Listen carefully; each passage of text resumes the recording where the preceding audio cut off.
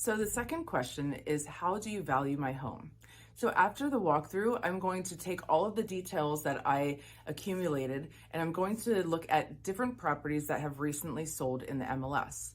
Typically, I look within a certain radius. It depends on if you're in town or if you have a more unique home, we might spread out that radius. And we're gonna look about 3 months back.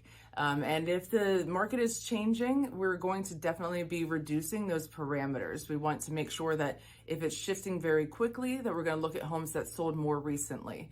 So we're going to base it on square footage, neighborhood, school districts, if it has a garage or if you have special features in your home, bedrooms versus the amount of bathrooms, those type of things incomparable to the other homes on the market. I also do look at a couple different websites. We have Realtor Property Resource, which is something that's really great that helps us with some comparables as well.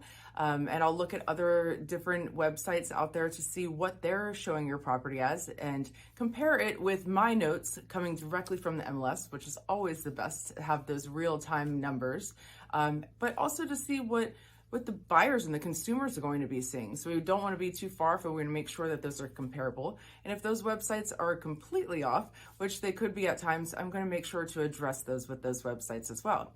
So we want to have a consistent value. There's never a perfect number, but we also build in a little bit of gut instincts. I've worked in this market for quite some time, so I have a good feel as to what these properties are going to go for. So I use a lot of different factors, a lot of different pieces, put them all together, and then I will send you all of that information and we then discuss it together.